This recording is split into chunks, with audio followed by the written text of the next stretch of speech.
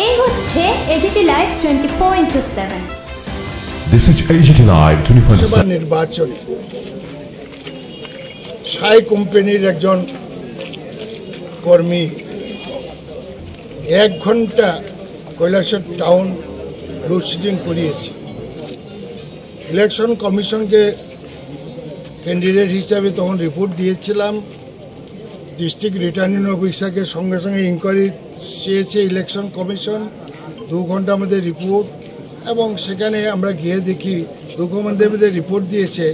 একটা ধর ছেলে ওইখানের এই লাইনম্যান সেই বন্ধ করেছিল এবং আরও 10 জনের সাক্ষী দিয়েছে, তাদের অফিসেরই রিটার্ন দিয়েছে যে এই প্রসিডিংটা করিয়েছে, গ্যাং নামিয়েছে, আমরা বাধা দেওয়া সত্ত্বেও। পরবর্তী সময় তার নামে কেস হয়েছে এবং তাকে সাই কুমারী থেকে সরিয়ে দেওয়া হয়েছে।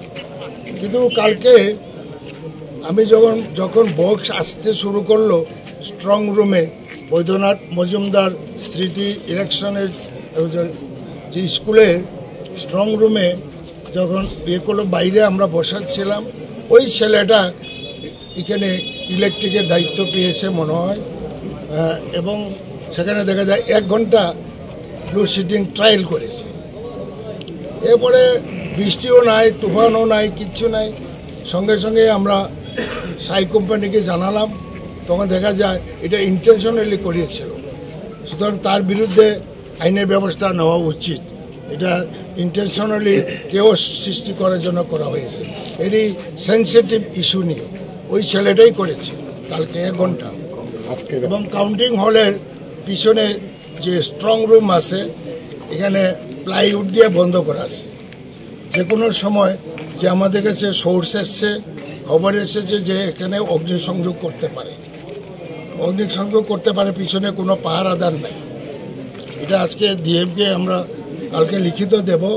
এডিএমকে আমরা বলেছি মৌখিকভাবে, ডিএম এখনো আসেনি, সুতরাং আমরা অপেক্ষায় আছি। এই এতটুকু বললাম। আজকে মানে এখন যদি আপনাদের দাবি না মানা হতে কি হতে পারে? কালকে আমরা বন্ধ রাখবো, 24 ঘন্টার বন্ধ আমরা আজকেই অ্যানাউন্সমেন্ট করে নেব। যদি এই ডিসিশন মাইনর্সের যে ডিসিশন আছে সর্বদলীয় বৈঠকে ডিএম নিজে সই করেছেন ডিস্ট্রিক্ট রিটার্নিং অফিসার হিসাবে, এখান থেকে যে সরে আছে, তাহলে তো আমরা বন্ধ রাখবো।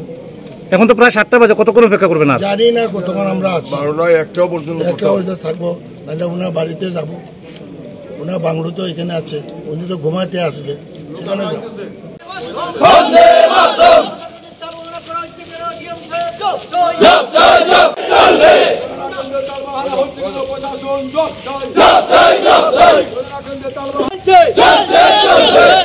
তালমারা করা হয়েছিল।